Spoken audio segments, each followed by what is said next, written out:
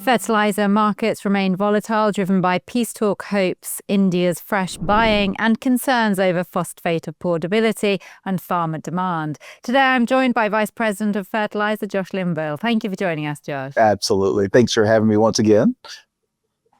So how could successful Russia-Ukraine peace talks reshape global nitrogen trade flows and pricing?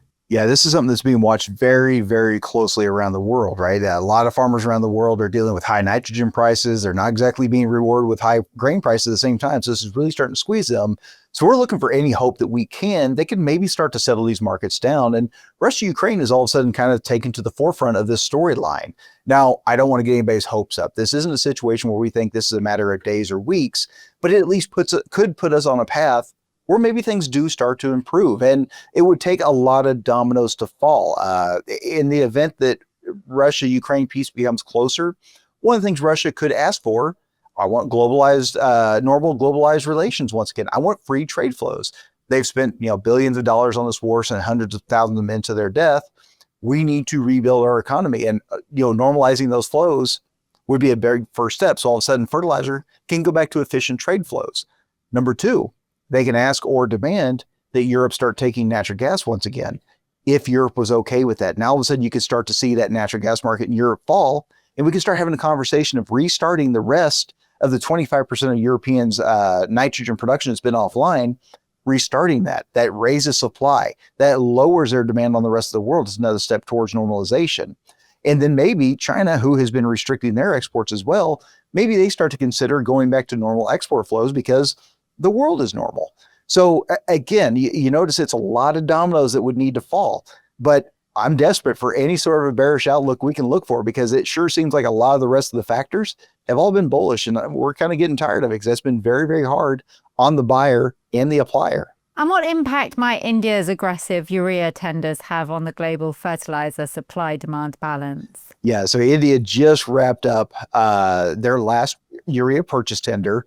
They had a 2 million ton stated purchase goal, and they hit it. And not only did they hit it, there was actually an additional 600,000 or 700,000 ton that wanted to participate.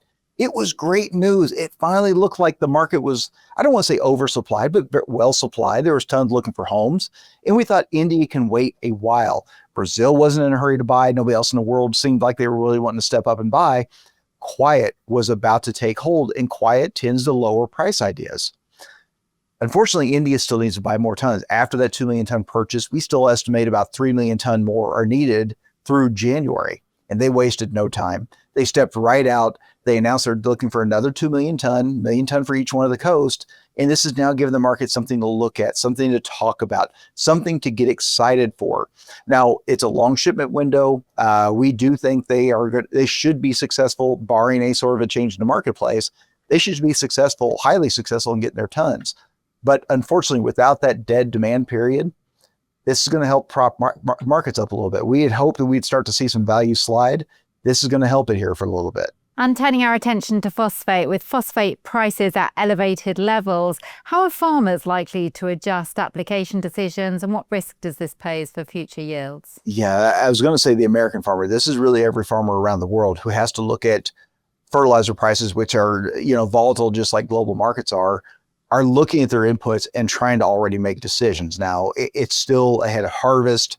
We don't quite know what the crop is. There's a lot of estimates out there, but we don't yet know what's being pulled off. So until we know those numbers, we don't have a firm idea of what's been removed from the soil.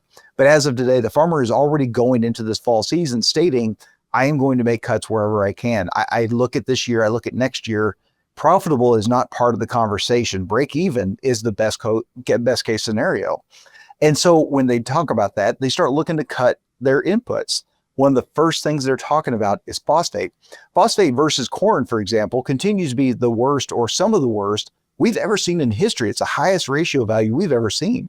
So it's first in line in terms of conversations about being cut.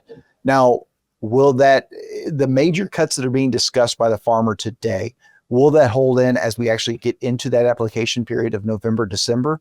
We'll wait and see. And a lot of that has to do with what does the yield truly look like. But right now, it's just, to me today, it is more of an indication of how much the farmer is truly suffering. They are having to have these very hard conversations, unfortunately, a lot of angry conversations about a market that's being driven from more global standpoints than it is anything domestic. Excellent. Well, thank you very much for your analysis once again, Josh. Great to catch up with you. For more videos like this, please do like and subscribe.